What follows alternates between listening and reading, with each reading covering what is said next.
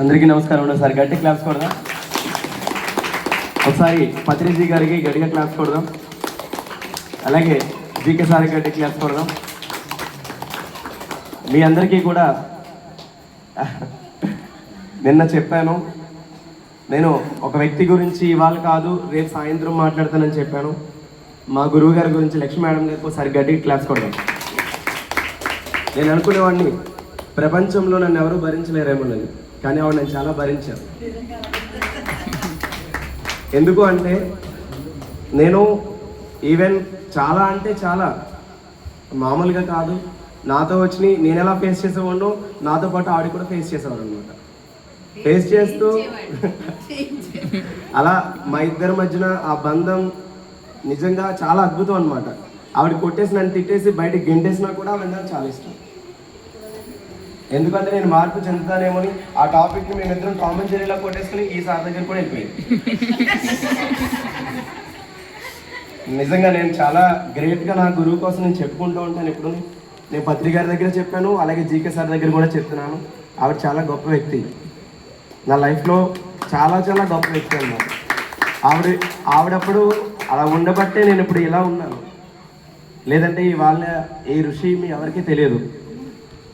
అందరికీ తెలిసాడంటే కారణం లక్ష్మీ మేడం గారు. ఆవిడకి ఎప్పుడు సదా నేను రుణపడి ఉంటాను. ఒకసారి మేడం గారికి గట్టిగా క్లాస్ కొట్టుకుందాం. అలాగే ఇంకోటి ఏంటంటే మనకి జీకే సార్ ఇవాళ రావడం నాకు చాలా ఆనందంగా ఉంది. అంటే నేను ఒక స్టెప్ ఎదిగాను అని నాకు అర్థమవుతుంది అనమాట. నేను చాలా ట్రెక్కింగ్ చేశాను, కానీ ఇంత clear cut trekking first time నేను చూస్తున్నాను. నేను ఎప్పుడు ఇంత లగ్జరియస్గా ట్రిప్ చేయలేదు. రూమ్స్ అనేది ఇవ్వలేదు అనమాట. నేను ఎప్పుడు ఫస్ట్ టైం ఇంత లగ్జరీస్గా నేను రూమ్స్ తీశాను, ఇంత ధైర్యంగా తీశాను. మళ్ళీ అది కూడా నాకు చాలా ఆనందంగా ఉంది. ఎందుకు అంటే ఒక మోతుగూడెంలో మనం ఏదన్నా పురమాయించాము అంటే మనకి వాళ్ళకి సంబంధం ఉండదు అసలు. కానీ ఆ ధైర్యాన్ని అంతా కూడబలుపుకొని గాలిలో దీపం పెట్టి ఈ యొక్క ట్రిప్ చేయడం జరుగుద్ది. ఎందుకంటే నా దగ్గర నేనేమి జాబ్ చేయను కాబట్టి నా దగ్గర రూపాయి కూడా ఉండదు. మీరు అడ్వాన్స్ వేస్తేనే ఆ డబ్బు మాత్రమే నేను ఇక్కడ ఖర్చు పెడతాను. ఆ డబ్బు వేసినప్పుడు నేను ఒక 10,000 20,000 వాళ్ళు అడ్వాన్స్ పంపించమన్నారు అనుకో, ఆడెవడో ముక్కు మాకు కూడా నాకు తెలియకుండా అడ్వాన్స్ పంపించాలి, లేకపోతే రూమ్స్ బుక్ అవ్వు. ఒకవేళ ఒక 10,000 20,000 వేస్తే ఆ నిజంగా రూమ్స్ ఇస్తాడో కూడా తెలియదు. కానీ అలాంటి విషయాల్లో మనకి మన పిరమిడ్ మాస్టరే శ్రీనివాస్ గారిని భద్రాచలం, ఆయన గట్టిగా క్లాస్ కొడదాం. ఆయన తలుచుకోవాలి మనం కంపల్సరీ. ఈ ట్రిప్కి ఎంతో సపోర్ట్ చేశారు ఆయన, చాలా గ్రేట్ మాస్టర్ ఆయన భద్రాచలం శ్రీనివాస్ గారు. ఒకసారి మళ్ళీ క్లాస్ కొట్టుకుందాం. అలాగే ఇంకా జీకే సార్ కోసం చెప్పాలంటే ఆయన కూడా రాజు గారు నాకు ఎంత ఏదో నాకు అంతకన్నా ఎక్కువ ఇది నాకు జీకే సార్ అనమాట. ఎందుకంటే రాజు గారి దగ్గర నేను అంత వర్క్ చేస్తున్నానంటే ఆ బీజం పడితే నాకు జీకే సార్ దగ్గర. ఎందుకంటే ఒక వర్క్ని ఎలా ఆర్గనైజ్ చేయాలి, ఒక ప్రోగ్రామ్ని ఎలా మేనేజ్ చేయాలి, మేనేజ్మెంట్ చేయాలి, ఆ స్కిల్ ఎలా ఉంటుంది అనేది ప్రాక్టికల్గా డైరెక్ట్గా జీకే సార్ వాళ్ళు చాలా మీటింగ్స్ పెడతారనమాట. ఏంట్రా బాబు ఇన్ని మీటింగ్స్ పెడతారో అని అర్థమయ్యేది కాదు నాకు. ఇన్ని మీటింగ్స్ పెడతారేంటి అని చెప్పి నాకు అర్థమయ్యేది కాదు. కానీ ఒక ప్రోగ్రామ్ చేస్తే మనం ఏం చేస్తామంటే 10 పనులు మనమే కూడబలుకుంటాం. కానీ జీకే సార్ టీం అలా చేయరు. 10 టీములకి 10 టీంలు ఉంటాయి, అంటే 10 పనులకి 10 టీంలు ఉంటాయి అన్నమాట. అది అప్పుడు ఎలా వెళ్తుందంటే పర్ఫెక్ట్ వేలో వెళ్తుంది. హరివరి ఉండదు. నువ్వు చేసే ఆ యొక్క వర్క్లో ఇంకొక లేలు పెట్టరు, వాళ్ళు వేలు పెట్టిన దాంట్లో ఏ లేలు పెట్టరు. ఎవరైతే అది తీసుకున్నారో వాళ్ళు మాత్రమే ఆ వర్క్కి న్యాయం చేయవలసిందే. దట్ ఈస్ జీకే అక్కడ అంతే. లేదా ట్రీట్మెంట్ మామూలుగా ఉండదు అసలు. నువ్వు తీసుకున్నావు అంటే సచ్చినట్టు చేయవలసిందే, సమస్య లేదు అసలు. మేము అలాగే డైనింగ్ తీసుకునే వాళ్ళం. మేము మేడం గారి ద్వారా ఆవిడ మాకు ఆర్గనైజింగ్ హెడ్గా ఉండేవారు. మేమందరం కూడా ఆ వర్క్ చేస్తూ అసలు డైనింగ్ అనేదే నేను జీకే సార్ దగ్గర నుంచి నేర్చుకున్నాను. నేను ఆనంద బ్రహ్మ నాకు డైనింగ్ ఎలా చేయాలో నేర్పింది. దాంట్లో ఎన్ని వింగ్స్ ఉంటాయో తెలుసు నాకు. అలాగే ఒక ప్రోగ్రామ్ ఆర్గనైజ్ చేస్తుంటే ఆ వింగ్స్ ఏ వింగ్ ఎప్పుడు ఏ టీంని ప్రవేశపెట్టాలి, లేకపోతే ఏ టైంలో ఏం చేయాలి, అక్కడ ఒక సన్మానం చేస్తామంటే ఆ సన్మానానికి ఎన్ని వస్తువులు కావాలి, అనేదంతా కూడా నేను జీకే సార్ టీం నుంచే నేర్చుకున్నాను. నాకు జీకే సార్కి నాకు అంత కనెక్టివిటీ ఉండదు, కానీ ఆయన చూసిన వెంబటనే నాకు ఏదో తెలియని ఒక ఫీలింగ్ అనమాట. చాలా బాగుంటుంది అది. నాకు ఎప్పుడు అనిపిస్తుంది సార్తో ఉండి చాలా వర్క్ చేయాలి, సార్తో తిరగాలి అని చెప్పి అనిపిస్తుంది. ఆయన నాతో తిరగడానికి వచ్చారంటే నాకు చాలా ఆనందంగా ఉంది. చాలా బాగుందండి అసలు. అలాగే ఈ యొక్క ట్రిప్కి వచ్చిన టీం మెంబర్స్ అందరూ కూడా ఎక్సలెంట్ టీం మెంబర్స్, చాలా బాగున్నారు అందరూ. ఒక్కళ్ళు అంటే ట్రిప్ ఏ ట్రిప్ వేసినా కానీ ఇంట్లో కానీ లేకపోతే ఒక ఫంక్షన్లో కానీ ఎవడో ఒకడు ఉంటారంటారు కదా, అలాంటి ఎవడో లేని మనకు. నేను చాలా అదృష్టవంతుని. ఓకేనా, చాలా చాలా బాగా జరిగింది. అలాగే దాంట్లో రాయి జగపతిరాజు గారు రావడం చాలా ముఖ్యమైన విశేషం, సూపర్ అసలు. అలాగే సార్ మా యూత్కి ఇచ్చిన మెసేజ్ ఏంటంటే ఈ దేవాలయాలు వీటికి చేయమని చెప్పారు. సారు ఇప్పుడు చెప్పారు, కానీ నాకు తెలియకుండానే నేను ఒక వర్క్ చేశాను. అదేంటంటే ద్రాక్షారామ భీమేశ్వర స్వామి టెంపుల్లో నేను మా టీం మీకు పరిచయం చేసాం కదా, మా ఫ్రెండ్స్ అందరూ, అలాగే మేమందరూ కలిసి ఒక పాంప్లెట్ తయారు చేసాం. అప్పుడు 50,000 పాంప్లెట్లు తయారు చేసాం.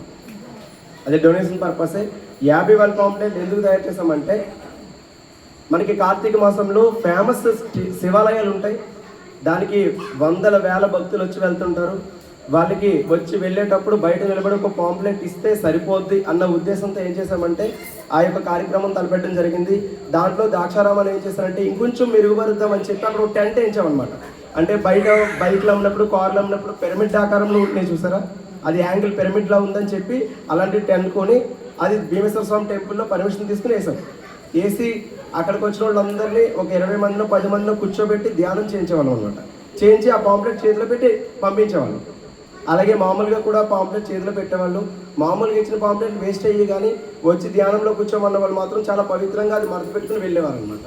అలాగే చాలామందికి ధ్యానం నేర్పి అక్కడి నుంచి ప్రతి సోమవారం ఉన్న ఒక 5-6 శివాలయాలు ఎంగేజ్ చేసుకుని అక్కడికి వర్క్ చేయడానికి టీమును పంపించేవాళ్ళం అనమాట. అది చాలా బాగా జరిగింది సార్, అద్భుతంగా. అలాగే లక్ష్మీ మేడం గారు కొన్ని విలేజెస్ మావిడేడు ఉందనుకో, మావిడేడ మనకి శ్రీరామనవమి చాలా ఫేమస్, అక్కడ స్టాల్ పెట్టేవాళ్ళం, అలా చేసేవాళ్ళం. కానీ తప్పకుండా ఈ వర్క్ మేము చేస్తాం సార్, చాలా అద్భుతమైన వర్క్ ఇది. ఎందుకంటే ఆధ్యాత్మిక జ్ఞానాన్ని అందరికీ స్టాల్ పెట్టి పంచడం అనేది చాలా గ్రేట్ అసలు. Thank you so much, thank you. అలాగే సార్ వచ్చిన పర్పస్ చాలా అద్భుతంగా సార్తో మనం అందరం స్పెండ్ చేసి అందరితోటి మాట్లాడగలిగారు. మామూలుగా ట్రిప్ పెట్టినప్పుడు సార్ ఫోటో వేయలేదు నేను. సార్ ఫోటో వేయకుండానే ఫ్లైయర్ రిలీజ్ చేసినప్పుడు నాకు దగ్గరగా 30 టికెట్స్ దాకా 25 నుంచి 30 టికెట్స్ అయిపోయినాయి. సార్ ఫ్లైయర్ ఇంకా రిలీజ్ చేయాలి. సార్ ఫ్లైయర్ రిలీజ్ చేస్తున్నలోకి నాకు దగ్గర 34 నుంచి 35 టికెట్లు అయిపోయినాయి, ఇంకా 3-4 ఉన్నాయి. అప్పుడు సార్ అన్నారనమాట నేను కూడా వస్తున్నానని మెసేజ్ పెట్టారు. ఇంకా నాకు చాలా ఆనందం అనిపించి వెంటనే సార్ ఫోటో వేసి ఫ్లైయర్ రిలీజ్ చేశాను. రిలీజ్ చేసిన తర్వాత నాకేం ఫోన్ కాల్స్ రాలేదు. నాకు అర్థం కాలేదు, ఏంటబ్బా జీకే సార్ ఫోటో వేస్తే పొలోమని ఫోన్లు వచ్చారు కదా అనుకున్నాను. నాకు అర్థం కాలేదు అసలు. ఆ తర్వాత మళ్ళీ ఇంకో ఫ్లైయర్ రిలీజ్ చేస్తాం, అయినా ఫోన్ కాల్స్ రాలేదు. ఆ తర్వాత వీడియో రిలీజ్ చేశారు సార్, అయినా ఫోన్ కాల్స్ రాలేదు. టికెట్స్ అయితే అయిపోయినాయి. రత్నకుమారి గారని, లక్ష్మి గారని, కేకడి లక్ష్మి గారని కొంచెం మంది టీం మెంబర్స్ అయితే బుక్ చేసుకున్నారు జీకే సార్ పేరు చెప్పి. అలాగే చెప్పని వాళ్ళు వచ్చారు, వాళ్ళు నాకు చెప్పలేదు జీకే సార్ అని. సరే కదా ఓకే అనుకున్నాను నేను. అనుకునేసరికి ఇంకొక 4 రోజులు ట్రిప్ ఉన్నదనగా జీకే సార్ అంటే ఏంటి తెలిసిపోయింది అనమాట. ఫోన్ అసలు ఖాళీ ఉండేది కాదు, దడ ఇంకా ఎప్పుడు ఆన్లైన్ అలా మోగుతానే ఉండేది. ఇంకా మామూలుగా కాదు అసలు. ఇంకొక 2 బస్సులు వేసినా కానీ జనం వచ్చేది అనమాట. కానీ మేము సార్ని అడిగాను, సార్ ఒక బస్సు అయితే నాకు ఫిల్ అయిపోయింది, 2వ బస్సు నాకు అడగడం ఇష్టం లేదు అసలు. ఎందుకు అంటే నేను ఒక్క బస్సు మాత్రమే న్యాయం చేయగలను అని నాకు అనిపిస్తుంటుంది ఎప్పుడు. నేను ఒకసారి సార్ని అడిగినప్పుడు కూడా దసరా ధ్యాన విహారయాత్రకి సగం మంది నాన్ మెడిటేటర్స్ని, సగం మంది మెడిటేటర్స్ని తీసుకురా, అప్పుడు బండి సరిగ్గా వెళ్తుందని చెప్పేశారు. బ్యాలెన్స్ అవుతుంది ఎనర్జీ అని చెప్పారనమాట. అప్పుడు నేను అనుకున్నాను సరే కదా అని చెప్పి అప్పుడు దసరా ధ్యాన విహారయాత్రకి ఒక బస్సు వేసాము. వేసిన తర్వాత ఎంతో అద్భుతంగా తీసుకొచ్చామన్నమాట. యాగంటి, మహానంది, కర్నూలు పిరమిడ్, జగన్నాథ్ గట్టి ఇవన్నీ కూడా. అప్పటి నుంచి నేను ఒక బస్సే అంటాను. గాయత్రి అనేది 2 బస్సులు ఎక్కే పర్లేదు, సురేంద్ర కూడా అనేవాడు అనమాట. 2 బస్సులు వేస్తే ఏమవుతుంది, మేము అందరం ఉన్నాం కదని. నాకు ఎందుకు ఇంట్రెస్ట్ ఉండేది కాదు. సార్ కూడా అన్నారు, ఒక బస్సు చాలు, 2వ బస్సు వద్దు, అందరితోటి ఎంగేజ్ అవ్వాలి కదని అన్నారు. అన్న తర్వాత సరే సార్ అన్నాను. కానీ ఫోన్ కాల్స్ మాత్రం మామూలుగా కాదు, అసలు దంచేసేవారు.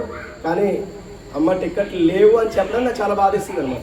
సార్ కూడా 2 డేస్ అయింది, చెప్పిన 2 డేస్కి ఇచ్చాను ఒక టికెట్. అలాగే భీమవరం వాళ్ళకి అయితే ఫస్ట్ లేవని చెప్పేశాను, కానీ ఆ తర్వాత మళ్ళీ ఇచ్చాను.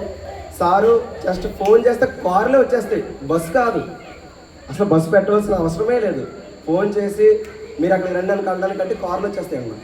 నాకు ఆ విషయం ఎప్పుడు తెలిసిందంటే గత 3 రోజులుగా ఉన్నదన్నప్పుడే తెలిసింది ఆయన ఇన్వాల్వ్మెంట్ ఏంటో. Thank you so much sir.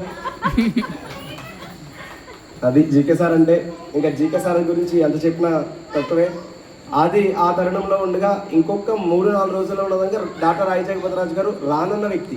నేను రాను ఈ ట్రిప్కి ఆయన అన్నారు. 4-5 రోజులు ఏమన్నారు, కానీ నాకు కుదరదండి, 2 రోజులు వేస్తానండి. అయితే ఆ ట్రిప్కి జగపతిరాజు రారని చెప్పాడు